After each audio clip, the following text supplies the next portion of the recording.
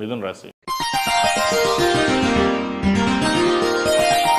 మిథున రాశి వారికి ఈ వారం చాలా బాగుంది.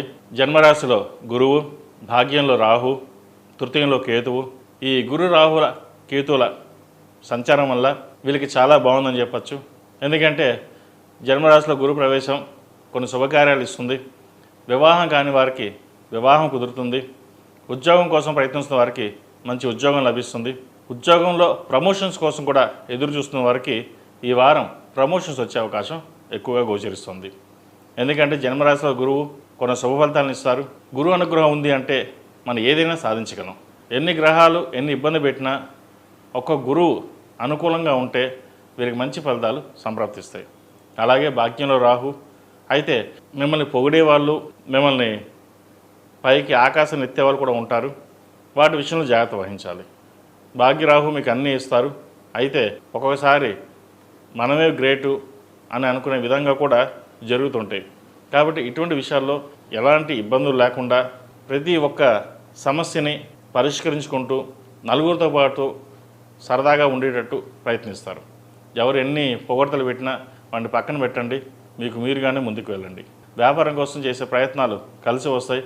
మంచి లాభాలు ఉండే అవకాశం గోచరిస్తోంది. దశమంలో శని స్థిరంగా లాభాలని ప్రసాదిస్తాడు. ఒక కార్యక్రమం, ఒక చారిటీ పెడదామని అనుకుంటారు. మనం బాగున్నాం, మనతో పాటు ఒక 10 మందికి చదివిస్తే వారు వృద్ధిలోకి వస్తే బాగుపడతారన్న ఒక మంచి సంకల్పంతో కొంతమంది విద్యార్థుల్ని చదివించడం జరుగుతుంది. ఆ దైవానుగ్రహం వల్ల కొంతవరకు మీకు మేలు జరిగే అవకాశం కూడా గోచరిస్తుంది. విద్యార్థులకు చాలా అనుకూలంగా ఉంది. ధైర్య సాహసే లక్ష్మి అన్నట్టుగా ముందుకు వెళ్ళండి. విద్యా అవకాశాలు బాగా కలిసి వస్తాయి. మెరిట్ మార్కులు సాధించగలుగుతారు. వైద్య విద్య చదువుకోవాలనుకున్న వారికి, అలాగే విదేశాలకు వెళ్ళి చదువుకోవాలనుకున్న వారికి ఈ వారం చాలా అనుకూలంగా ఉంది. అప్లికేషన్స్ పెట్టుకుని ముందుకు వెళ్ళడం ప్రయత్నం చేయండి. అలాగే ఫ్రెండ్స్కి దూరంగా ఉండడం, సెల్ఫ్ డ్రైవింగ్ విషయంలో కొంత జాగ్రత్తలు తీసుకోవాలి. ఆహార నియమాలు పాటించడం, కడుపుకు సంబంధించిన గ్యాస్ట్రిక్, అసిడిటీ ఇటువంటి బాధ పెడుతుంటాయి. కాబట్టి వాటి విషయంలో, ఫుడ్ విషయంలో జాగ్రత్తలు తీసుకోండి.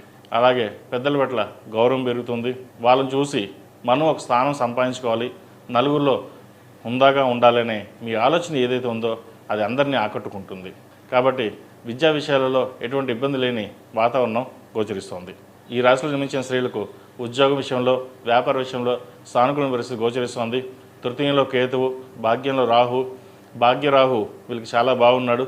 ప్రతి పని, ముఖ్యంగా కెరియర్ పరంగా మీరు చేసే ప్రయాణాలు కావచ్చు, బిజినెస్ పరంగా చేసే ప్రయాణాలు కావచ్చు, లాభిస్తాయి. ఉద్యోగంలో ప్రమోషన్ కోసం ఎప్పటి నుంచో ఎదురుస్తున్న ప్రమోషన్ లభిస్తుంది. ఎందుకంటే మీరు చాలా కష్టపడతారు, కానీ కష్టం తగిన ప్రతిఫలం ఎప్పుడూ తక్కువగానే ఉంటుంది. అందరికీ ఇలాగే ఉంటుందా, మనకే ఇలాగే ఉంటుందా అన్న ఒక ఆలోచన కూడా ఎదురవుతుంది. ఎందుకంటే మనకంటే వెనక వచ్చిన వాళ్ళకి ప్రమోషన్స్ వస్తున్నాయి, మనకు రావట్లేదన్న మనోవేదన ఎదురవుతుంది. కాకపోతే మీకు ఈ వారం ప్రమోషన్ వచ్చే అవకాశం గట్టిగా గోచరిస్తుంది.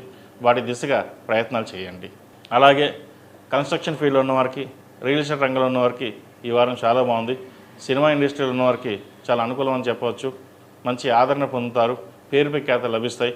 సంఘంలో మీకంటూ గుర్తింపు తెచ్చుకునే ప్రయత్నాలు ఏవైతే ఉన్నాయో అవి ఈ వారం నెరవేరుతుంది. Real estate, construction field, software ఉన్న వారికి, అలాగే బ్యూటిషియన్స్, డెంటిస్ట్, ఈఎన్టీ స్పెషలిస్టు ఈ రంగాల వారికి చాలా బాగుందని చెప్పచ్చు. చిరుధాన్య వ్యాపారస్తులకు, హోటల్ బిజినెస్ చేసే వాళ్ళకి ఈ వారం చాలా అనుకూలంగా ఉంది. మొత్తం మీద గత 4-5 వారాల కంటే ఈ వారం మీరు చాలా బాగుందని కూడా చెప్పవచ్చు. ఈ రాశిలో జన్మించిన వారికి కలిసి వచ్చే సంఖ్య 5, కలిసి వచ్చే రంగు తెలుపు. ఏదైనా పని మీద బయటకు వెళ్ళేటప్పుడు మంగళవారం కానీ శనివారం అడిగిన వెళ్ళండి, మంచి ఫలితాలు సంప్రాప్తిస్తాయి. ఈ రాశివారు గురుగ్రహం అనుగ్రహం కోసం ఎక్కువగా మేధ దక్షిణామూర్తి స్తోత్రాన్ని పఠించడం, అలాగే భాగ్యంలో రాహు కాబట్టి రాహు అనుగ్రహం కోసం సుబ్రహ్మణ్య పాశుపత హోమం చేయించడం చెప్పదగిన సూచన.